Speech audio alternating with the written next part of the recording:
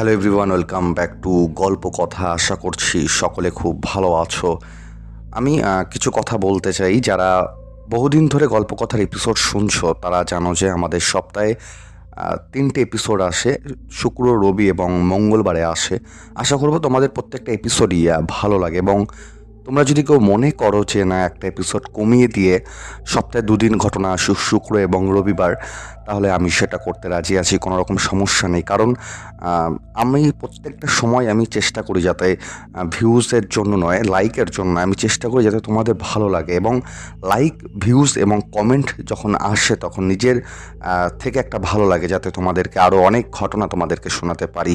সেই কারণেই সপ্তাহে 3টে করে এপিসোড আসে।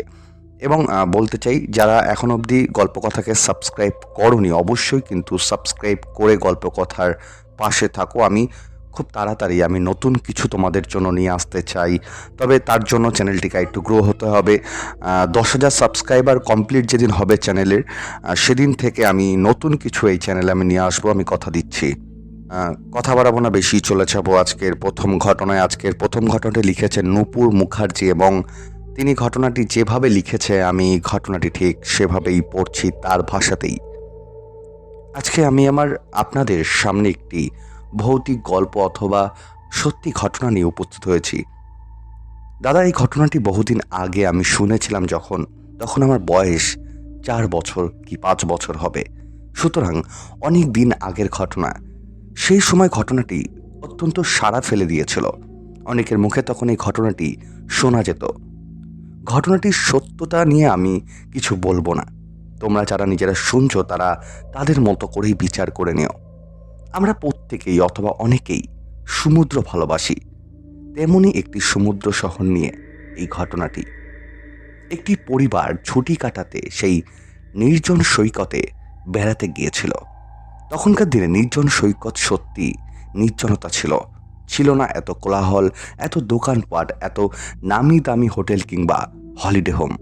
তখন সেখানকার বাসিন্দারাই তাদের নিজেদের বাড়িতে ভাড়া দিতেন, অথবা কোনো পরিত্যক্ত বাড়িকে তারা ভ্রমণ যাত্রী অথবা তীর্থযাত্রীদের ভাড়া দিতেন। বেশ অনেক দিনের জন্য, প্রায় 1 মাসের মতো হলেও তারা ভাড়া দিয়ে দিতেন। যে পরিবারটিকে নিয়ে আমি এই ঘটনাটি লিখছি সেই পরিবারের ছিলেন পরিবারের কর্তা, গিন্নি এবং তাদের 2টি ছোট ছোট ছেলে মেয়ে। ধরা যাক তাদের মধ্যে একজনের বয়স 10, একজনের বয়স 8।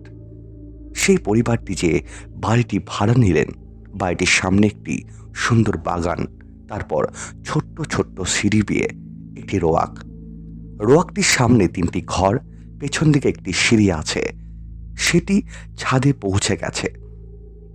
3টি ঘরে লাগোয়া একটি রান্নাঘর, একটি স্নানঘর, 3টি ঘরের মধ্যে একটি খাবার ঘর এবং 2টি শোবার ঘর। সামনে অথ্য জলরাশি, বিশাল সমুদ্র ঢেউয়ের পর ঢেউ আছড়ে পড়ছে, হাওয়ার উড়িয়ে দিয়ে যাচ্ছে এই ছোট্ট বাড়িটিকে। কি অপূর্ব দৃশ্য! মন উড়ে উঠে পরিবারটির ওপর।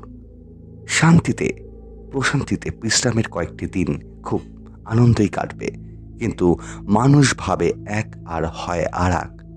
সারাদিন কাজ করতে করতেই সময় চলে গেল।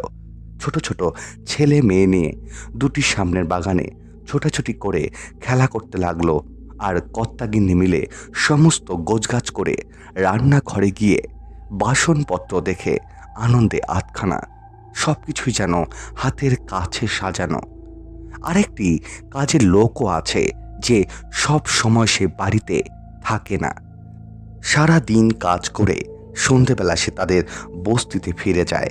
যাই হোক, সারাদিন পর দুপুরবেলা রান্না বান্না করে খাওয়া দাওয়া করে তারা ঘুমিয়ে পড়লেন, খুব ঘুমিয়ে পড়লেন। বিকেলবেলা সমুদ্রের ধারে ঘুরে তারা 6:30টার মধ্যে বাড়ি ফিরে এলেন। কেননা আজকাই এসেছে, তাই দুপুরে ভালো খাওয়া দাওয়া হয়নি। সন্ধ্যাবেলা পরোটা আর মাংসের ঝোল রান্না করার জন্য অনেক কিছু জোগাড় করতে হবে। তাই গিন্নি তাড়া লাগালেন কর্তাকে যে আর সমুদ্রের ধারে বসতে হবে না, আগামীকাল থেকে অনেকক্ষণ ধরে বসবেন তারা। সমুদ্রের ধারে তাদের সেই ছোট্ট বাড়িটি ফিরে এলেন 6:45 নাগাদ। বারান্দায় গিয়ে বসলেন বাড়ির কর্তা। গিন্নি রান্নাঘরে আর ছেলে মেয়ে 2টি আরেকটি ঘরে বসে খেলা করতে লাগলো। কাগজ পেন্সিল নিয়ে তারা আঁকুইবুকি কাটতে লাগলো। সেই সমুদ্র সন্ধে 7টা বাজলো। প্রতিটি ঘরে ঘরে, প্রতিটি আবাসে, প্রতিটি ভাড়া বাড়িতে, হয়তো কয়েকটি হোটেল ছিল সেখানেও, বাড়ি কর্তার ঘড়িতে এবং গিন্নির ঘড়িতেও। কি কাল ঘুম এলো এই বাড়িটির সকালের চোখে। বাড়ির মধ্যে কর্তাগিনী এবং বাচ্চা দুটি কিছুতেই চোখ খুলে থাকতে পারছে না, ঘুমিয়ে পড়ছে। নিশ্চিন্ত নিরাপদ ঘুম, কোনো কিছুতেই চোখ খুলে থাকতে পারছে না। কত চেষ্টা করছে বাচ্চা দুটি, কেন ঘুম পাচ্ছে? কান চুলকে হাত পা ছুঁড়ে না হাতের পেন্সিল হাতেই রয়ে গেল, খাতার উপর ঢুলে পড়ছে দুই ভাই বোন। গিন্নিমা পেঁয়াজ কুটতে কুটতে সেই বটির পাশে শুয়ে ঘুমিয়ে পড়লেন, আর কর্তাটি বারান্দায় বসে সামনে সমুদ্রের সুন্দর দৃশ্য দেখতে দেখতে ঘুমিয়ে পড়লেন। একটা কথা বলে রাখি, বাড়ির যিনি সাহায্যকারী ছিলেন তিনি কিন্তু সন্ধে 6টার সময় চলে গিয়েছিলেন সমস্ত কাজ সেরে দিয়ে, কারণ তিনি বলেইছিলেন যে সন্ধে 6টার পর আর তিনি থাকবেন না। যাই হোক, সেই ঘড়িটিতে 8টা বাজে সেই শহরে। তখন ওই বাড়িটির সকলে ঘুম ভেঙে উঠতে পড়ে।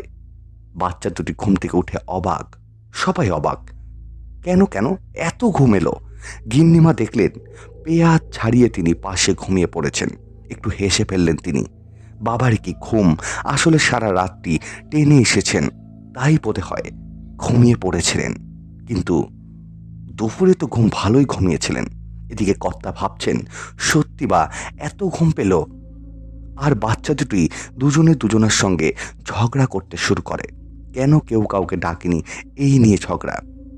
সেদিনের পর থেকে কিন্তু এই ঘটনা রোজই ঘটতে থাকে। ওই একই সময় রোজ ঘুমিয়ে পড়া আর 1 ঘন্টা বাদে ঘুম থেকে ওঠা। 3-4 দিন হলো এই ঘটনা অস্বাভাবিক না মনে হলেও স্বাভাবিক মনে হয়। কিন্তু তিনি তার স্ত্রীকে বলেন আজকে তিনি কিছুতেই ঘুমাবেন না, যতই ঘুম পাক।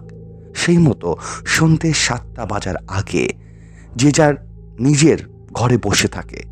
নিজের ঘরে চুপ করে বসে থাকেন ভদ্রলোকটি, মনে জোর করে বসে থাকেন তিনি।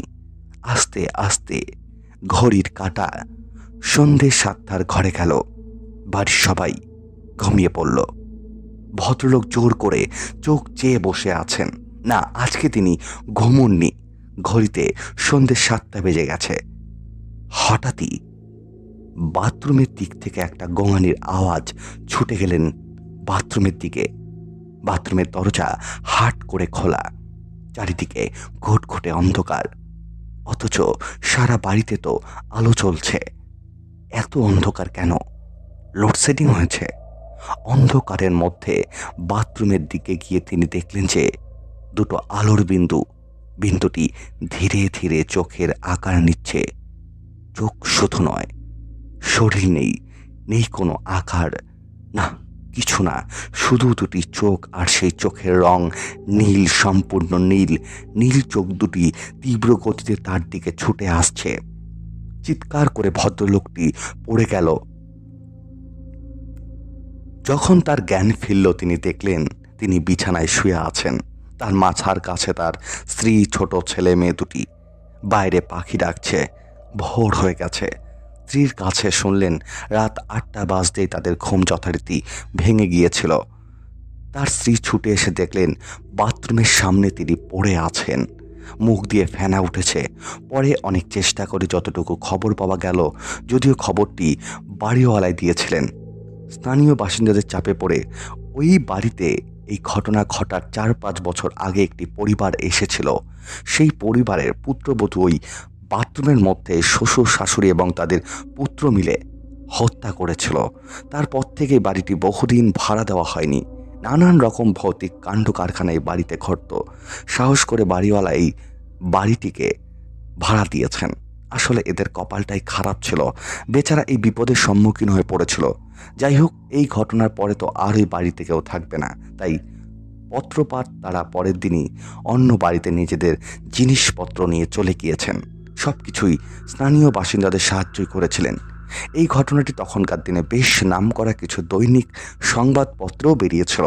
আমি যখন ছোট একটা ঘটনাটা শুনেছিলাম, এর সত্যতা বিচারের ভয়ে পাঠকদের ওপরই আমি ছেড়ে দিয়েছি। এটাই ছিল ঘটনা। ঘটনাটা কিন্তু বেশ অদ্ভুত ছিল এবং তোমরা যারা এই ঘটনাটা শুনছো তাদেরকে এই ঘটনাটা এর আগে জানা ছিল, যাদের জানা ছিল এই ঘটনাটার বিষয়ে অবশ্যই কিন্তু আমাকে কমেন্ট করে জানাও, কারণ আমি শুনিনি, আজকে ফার্স্ট টাইম শুনছি। এবং যিনি ঘটনাটি লিখেছে তিনি কিন্তু প্রথমে উল্লেখ করে দিয়েছে ঘটনার সত্যতা তিনি কিন্তু বিচার করেনি, তিনি ঘটনাটা শুনেছেন এবং তিনি ঘটনাটি বলেছেন। এবং আমরাও কিন্তু সেই একই কথা বলি, গল্প কথা কিন্তু কোনো রকম ঘটনার সত্যতা বিচার করে না, তারা ঘটনাগুলিকে শুধুমাত্র এন্টারটেনমেন্ট হিসেবেই নেয়। আশা করব গল্প কথা পরিবারে যারা ঘটনা শুনছো তারাও কিন্তু ঘটনাগুলিকে শুধুমাত্র এন্টারটেনমেন্ট হিসেবেই গ্রহণ করবে।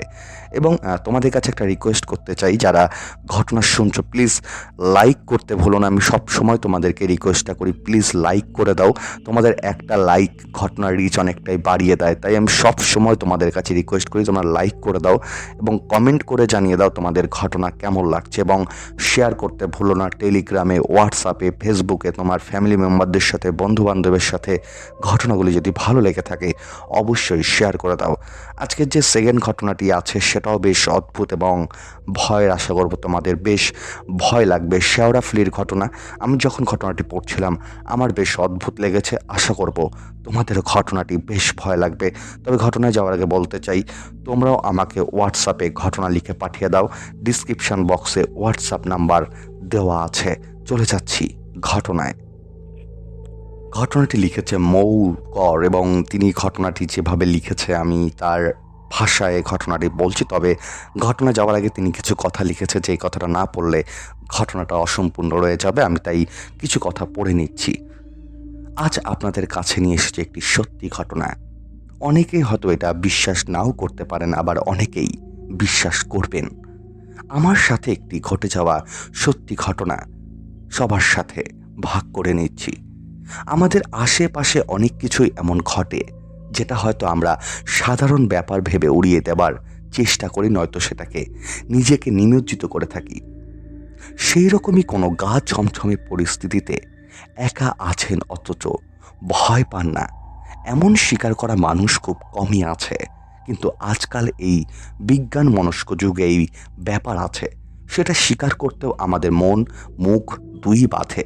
তাও মাঝে মাঝে এমন কিছু ঘটনা ঘটে যা আমাদের সাথে, যা স্বীকার না করে কোনো উপায় নেই। বেশি কথা না বলে আসল ঘটনায় আসি। আমার মামা বাড়ি শেওড়াফুলি।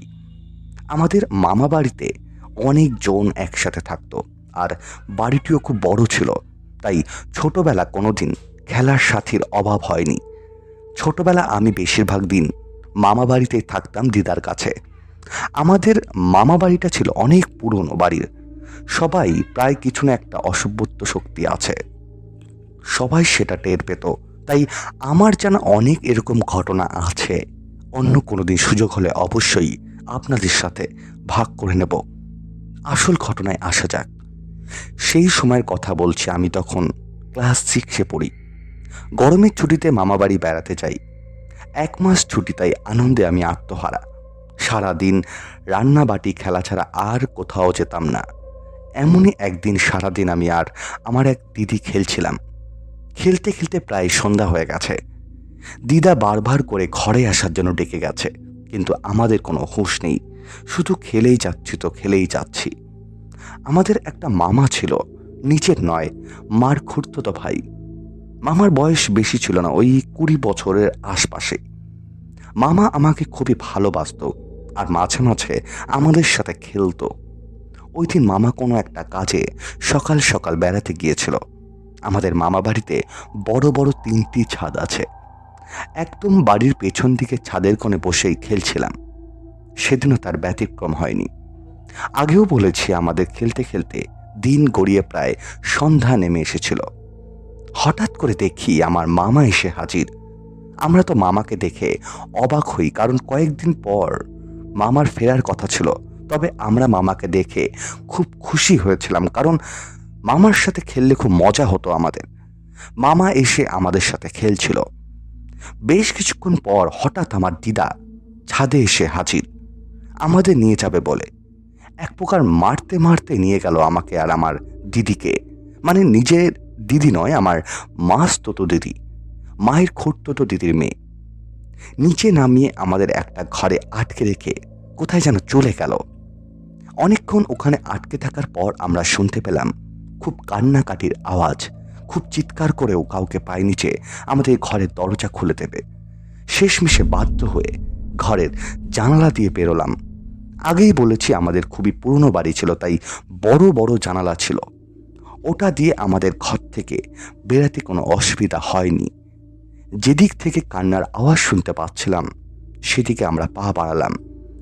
সেখানে গিয়ে যা দেখলাম তা দেখে আমরা দুজনই দিদার কাছে ছুটে গিয়ে দিদার কাপড়ের আঁচলে মুখ ঢেকে দাঁড়িয়ে রইলাম। দেখলাম আমাদের মামা আর নেই, তার নিথর দেহটা পড়েছিল।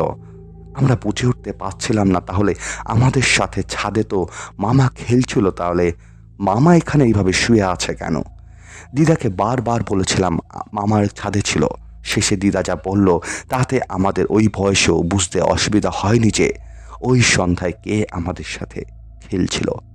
দিদা বলল মামা সকালে বেরোনোর পর কোনোভাবে পথ দুর্ঘটনায় মারা যায়, কিন্তু খবর আস্তে আস্তে সন্ধে হয়ে যায়। সেই দিন থেকেই আমাদের ধুম জ্বর এসেছিল। আজ এত বছর হয়ে গেছে, মামার বাড়িতে প্রায় সব কিছু পরিবর্তন হয়ে গেছে।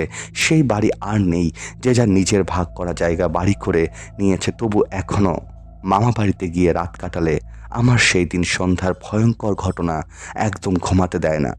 বড় হয়ে শুনেছি ওই মামার আত্মাকে নিয়ে পরবর্তীকালে প্ল্যান চিট করা হয়েছিল, কিন্তু সেই সব নিয়ে বিশেষ কিছু জানা নেই। তবে আরও অনেক এমন ভৌতিক ঘটনা আমার জানা আছে মামার বাড়িকে ঘিরে। আগামী দিন এইসব আপনাদের সাথে শেয়ার করব। তবে এখনও যখন মামা বাড়িতে যাই মামার কথা খুব মনে পড়ে। মামা আমাদের এতটাই ভালোবাসত যে মামা সেদিনও আমাদের কাছে এসেছিল। তবে দিদা যদি না নিয়ে যেত তাহলে মামা হয়তো আমাদের সাথে আরও অনেকক্ষণ সময় কাটাতো। এটাই ছিল ঘটনা। আজকের দ্বিতীয় ঘটনাটা বেশ অদ্ভুত ছিল, এবং আমি যখন ঘটনাটা পড়ছিলাম আমি পড়তে পড়তে একটু অন্যরকম মনস্ক হয়ে গেছিলাম। একটু কষ্টের ঘটনা, এবং তোমাদের কেমন লাগলো ঘটনাটি অবশ্যই কিন্তু কমেন্ট করে জানাতে ভুলো না। এবং কার কার জীবনে এরকম অভিজ্ঞতা আছে অবশ্যই কিন্তু কমেন্ট করে জানিয়ে দাও। এবং তোমরাও আমাকে ঘটনা লিখে পাঠিয়ে দাও। ডিসক্রিপশন বক্সে হোয়াটসঅ্যাপ নাম্বার দেওয়া আছে, তোমরা সেখানে। এবং তোমাদেরকে রিকোয়েস্ট করতে চাই যারা ঘটনা শুনছো প্লিজ লাইক কমেন্ট করতে ভুলো না, কারণ তোমরা যদি লাইক আর কমেন্ট না করো তাহলে ঘটনা রিচ কিন্তু অনেকটাই কমে যায়। তাই আমি সবসময় রিকোয়েস্ট করব তোমরা লাইক কমেন্ট করে অল টাইম গল্প কথার পাশে থাকো এবং ঘটনাগুলিকে শেয়ার করতে ভুলো না। আজকে লাস্ট যে এপিসোডের ঘটনাটি আছে সেটাও বেশ অদ্ভুত, সেটাও বেশ তোমাদের ভালো লাগবে। চলে যাচ্ছি আজকে লাস্ট ঘটনায়, আশা করব তোমাদের বেশ ভয় লাগবে। চলে যাচ্ছি ঘটনায়। আজকে যে লাস্ট ঘটনাটি আছে তিনি তার নাম উল্লেখ করেনি। তিনি ঘটনাটি যেভাবে লিখেছে আমি ঠিক সেভাবেই পড়ছি। আমি ঢাকায় থাকি। আজকে আমি নিজের জীবনের সাথে ঘটে যাওয়া কিছু ঘটনা তুলে ধরব। আমি যে বাসায় আছি সেই বাসায় অনেক বছর ধরেই আছি। সেই বাসায় ভুতুড়ে কর্মকাণ্ড এখন আমাদের বাসার সবার কাছেই অভ্যাস হয়ে গেছে। আমাদের বিল্ডিংটা 5 তলায়। একদম শুরুতেই যখন এই বাসায় উঠি তখন আমরা 5 তলাতেই উঠেছিলাম। 5 তলাতে ছিলাম প্রায় 3-4 বছর। প্রথমে সেরকমভাবে কিছু বুঝতে পারিনি, কিন্তু ধীরে ধীরে বুঝতে পারলাম বিল্ডিংটায় সমস্যা আছে। সব সময় বাসার মধ্যে হাঁটার আওয়াজ পাওয়া যেত। এটা শুধু রাতে বা ভর দুপুরবেলা পাওয়া যেত তা নয়, প্রায় সারাদিনই এমন হতো। আমাদের সাথে বাসায় কেউ হাঁটাহাঁটি দৌড়াদৌড়ি করছে। একদিন রাত জেগে আমি পড়ছিলাম। আমার রুমে তখন আম্মু ছিল। আমি আর আম্মু একসাথে ঘুমাতাম। সেই রাতে আমাদের ওয়াশরুমে গোসল করার আওয়াজ আসছিল, ঝর্ণার পানি পড়ার শব্দ। শুধু তাই না, একটা মানুষ গোসল শেষ করে যখন তার কাপড় ধোয় বা কাপড় নিংড়ে পানি ঝাড়ায়, এসব কিছু আমি শুনেছিলাম। কারোর মুখেই কোনো কথা নেই। একবার আম্মুকে বললাম যে দরজাটা খুলে দেখো কিনা, কিন্তু আমি দেখতে নিষেধ করলাম। দরজা খোলার শব্দ হলো, কিন্তু তাকিয়ে দেখলাম দরজা আগেই মতোই বন্ধ। আমার পাশ দিয়ে হেঁটে বারান্দায় চলে গেল এবং বারান্দায় কাপড় ছড়ানোর যে আওয়াজটা হয় সেটাও পেলাম। কোনো ক্ষতি খরচে না দেখে আর ভয় পেলাম না। আমি আগে থেকেই জিন ভূতে বিষয়ে বেশ সাহসী। সেদিনের মতো আর কিছু হলো না। এই বিষয়টা নিয়ে আমার পাশের ফ্ল্যাটের একটা মেয়ের সাথে আলোচনা করলাম। তার কথা শুনে রীতিমতো শুকরিয়া আদায় করলাম, কারণ আমি তো শুধু আওয়াজ শুনেছি আর সে নিজের চোখে দেখেছে।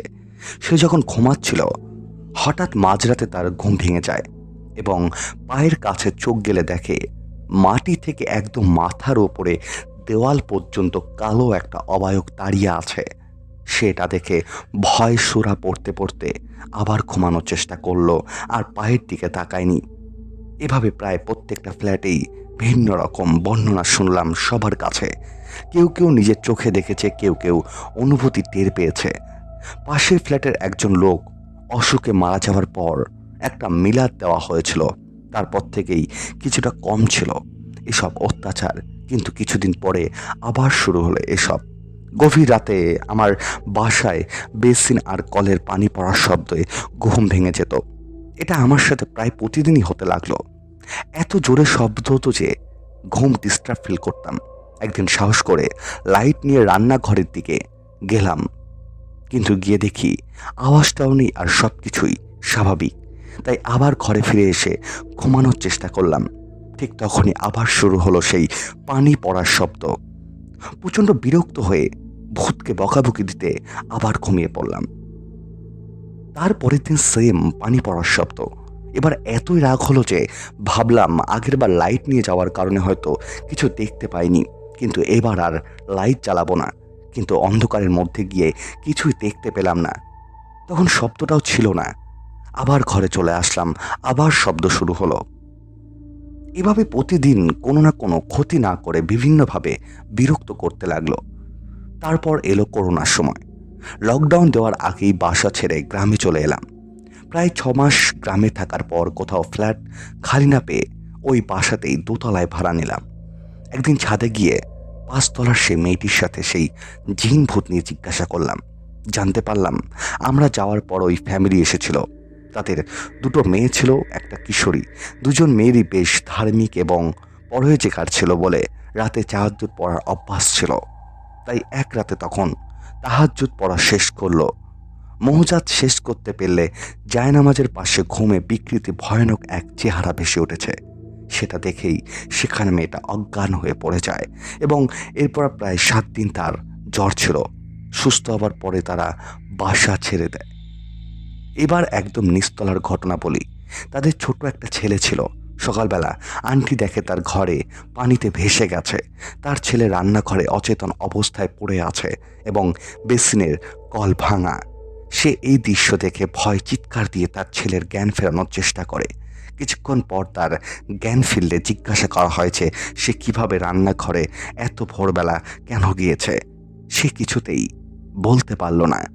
আমার বাবা গিয়ে আন্টির কল ঠিক করে দিয়ে আসে। ছেলেটি মাথায় ব্যথা অনুভব করছিল, কিন্তু সে জানায় না সে রান্নাঘরে কিভাবে এসেছে আর পানির কলটাই বা কেন ভেঙেছে। এরকম বিভিন্ন রকমের ঘটনা আমাদের সেই ফ্ল্যাটে হতো। এরপর কিছুদিন ওই ফ্ল্যাটে থাকার পরে আমি সেই ফ্ল্যাটের থেকে অন্য জায়গায় চলে যাই। এটাই ছিল সেই ফ্ল্যাটের বিভিন্ন রকম ভৌতিক অভিজ্ঞতা, কিন্তু কোনো রকম কোনোদিনও কারো ক্ষতি করেনি। এটাই ছিল ঘটনা। আজকের ঘটনাটি কিন্তু বেশ অদ্ভুত ছিল। তোমাদের কেমন লাগলো অবশ্যই কিন্তু কমেন্ট করে জানিয়ে দাও, এবং যারা আজকে ফার্স্ট টাইম গল্পকথার ঘটনা শুনছো তাদেরকে বলবো প্লিজ যদি চ্যানেলটি সাবস্ক্রাইব করে না থাকো অবশ্যই কিন্তু চ্যানেলটি সাবস্ক্রাইব করে গল্পকথার পাশে থাকো। এবং বলে রাখি গল্পকথা কিন্তু কোনো রকম কুসংস্কারকে প্রচার করে না। আমরা ঘটনাগুলি শুধুমাত্র এন্টারটেনমেন্ট হিসাবে নিয়ে আশা করব গল্পকথা পরিবারের সদস্যরা ঘটনাগুলিকে শুধুমাত্র এন্টারটেনমেন্ট হিসেবেই নেবে। এবং প্রত্যেকটা এপিসোডের শেষে আমি যেটা বলি, প্লিজ যারা ঘটনা শেষ অবধি শুনেছো লাইক করতে ভুলো না, কমেন্ট করতে ভুলো না, কারণ তোমরা যদি লাইক আর কমেন্ট না করো তাহলে ঘটনার রিচ অনেকটাই কমে যায়। তাই আমি প্রত্যেকটা সময় তোমাদেরকে রিকোয়েস্ট করি তোমরা ঘটনার শেষে প্লিজ লাইক কমেন্ট করতে ভুলো না। অনেক ধন্যবাদ আজকের 3টি ঘটনায় শোনার জন্য। দেখা হচ্ছে সামনের দিন ঠিক রাত 10টায়।